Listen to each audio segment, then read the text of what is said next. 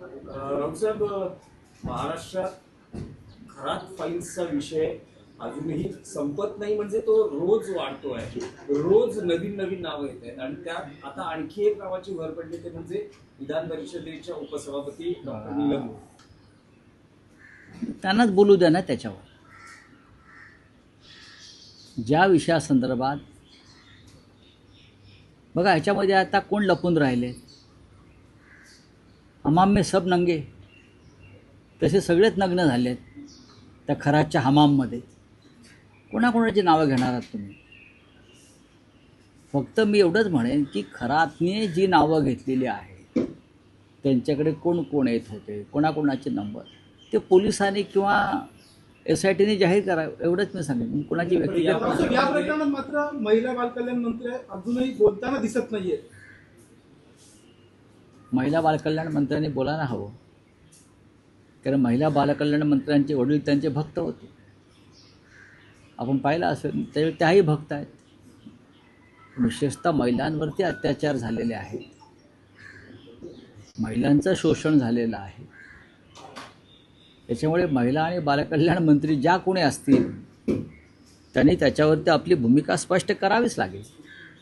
नाही, पण राऊतसाहेब, या सगळ्यात रडारवर दिसत आहेत दीपक केसरकर. कारण दीपक केसरकरांवर स्वपक्षीय आमदारांचाच रोष आहे. हे बघा की त्यांच्या विरोधात रोष आहे की अनेकांना त्यांनी पण याच्यावरती मी कशा करता बोलावं, याच्यावरती शिवसेनेनं कशा करता बोलावं, ह्याच्यावरती आम्ही बोलणं, मी तर बोलून याच्यावरती महिला राष्ट्रपतींनी बोलावं. महाराष्ट्रासारख्या एका राज्यामध्ये इतकं मोठं कांड घडलेलं आहे,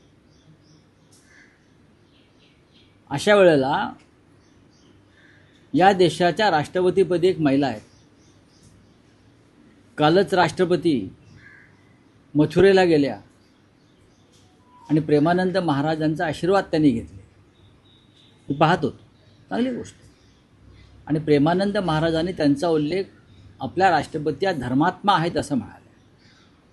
त्या धर्मात्मा जर असतील किंवा आहेत असं आपण मान्य केलं, सज्जन महिला आहेत, तर त्यांनी महाराष्ट्रासारख्या राज्यामध्ये असंख्य महिलांचं जे शोषण झालं आणि त्याच्यामध्ये सरकार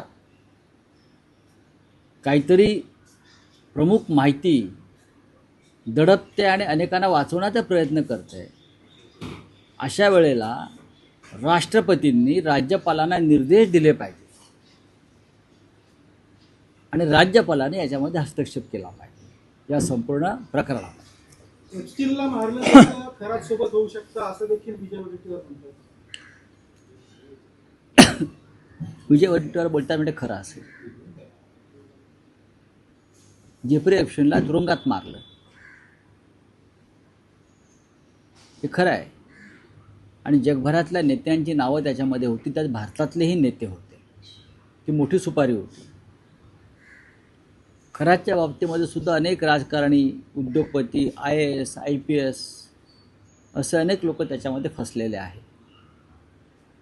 पण मला असं वाटतं की नाशिकचे पोलीस आयुक्त संदीप कर्णिक यांनी सुरुवातीपासून या प्रकरणात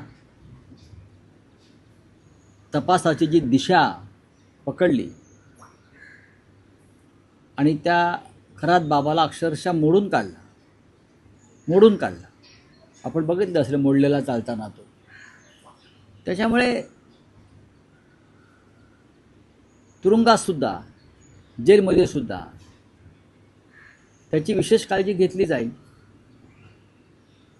तुरुंगात त्याच्यावरती हल्ला होणं किंवा त्याला मारणं हे सरकारला परवडणारं नाही आहे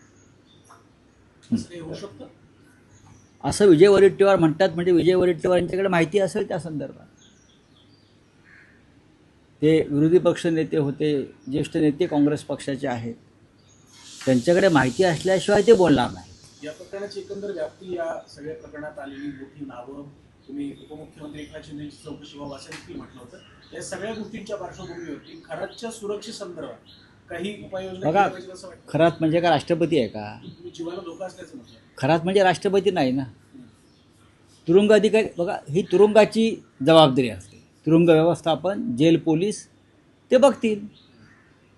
खरातच्या सुरक्षेवरती बोलण्याचा इथे संबंध काय किंवा कसाबच्या सुरक्षेवरती बोलण्याचा संबंध काय? कसाबसाठी ते स्पेशल जेल उभारला होता, कसाबसाठी अर्थ रोडला, आणि कसाबला फाशी दिल्यावर त्या जेलमध्ये आम्हाला ठेवलं. त्याच्यामुळे आता कसाबला फाशी झाल्यावरती त्या जेलमध्ये कोणी जाणार आहे राजकारणी तेवढंच बघा.